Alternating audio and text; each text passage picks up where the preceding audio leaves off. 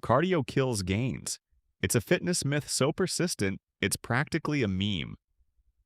But what if that idea is backwards? What if cardio done correctly is not an enemy of muscle, but an ally of strength? Today we'll unpack the science behind cardio and muscle preservation, compare two popular approaches, HIIT and Liss, and explain why building an aerobic base can actually help you lift more, recover faster between sets, and keep your hard-earned muscle. First, let's address the myth. The fear that cardio erases muscle comes from a simplified view of energy systems and recovery.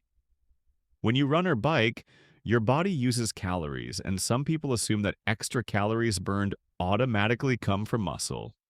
In reality, muscle loss occurs primarily from chronic calorie deficit, inadequate protein intake, and excessive volume without recovery, not from moderate cardio itself. Cardio influences hormones and cellular pathways differently than resistance training. It stimulates mitochondrial adaptations, increases capillary density, and improves cardiovascular efficiency.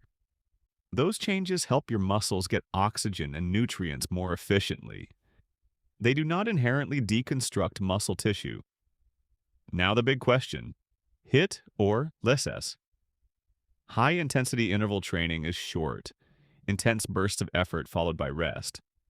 Think 30 seconds of all-out sprints, 90 seconds rest repeated for 10 to 20 minutes.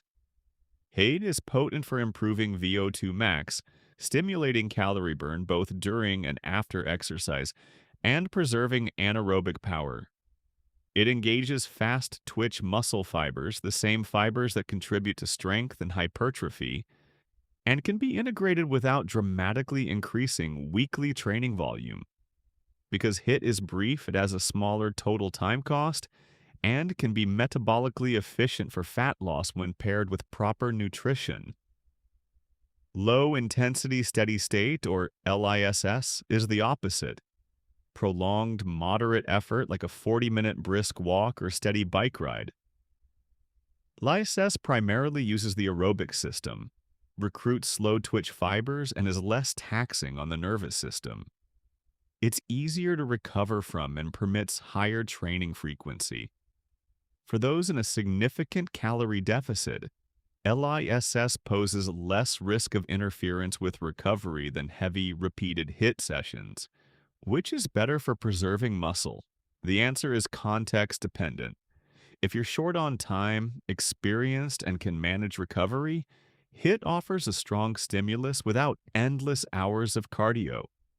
If you're dieting hard, older, or prioritizing recovery and joint health, LISS is safer and can be performed daily. Importantly, neither method inherently causes muscle loss when protein intake is sufficient, and resistance training remains a priority.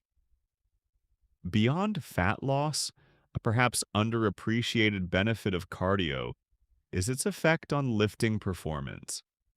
A strong aerobic base improves your body's ability to shuttle oxygen and clear metabolic byproducts between sets.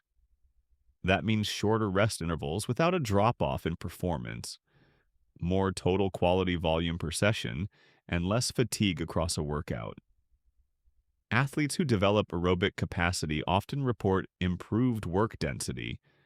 They can do more productive sets in the same amount of time because ATP regeneration and lactate clearance are faster.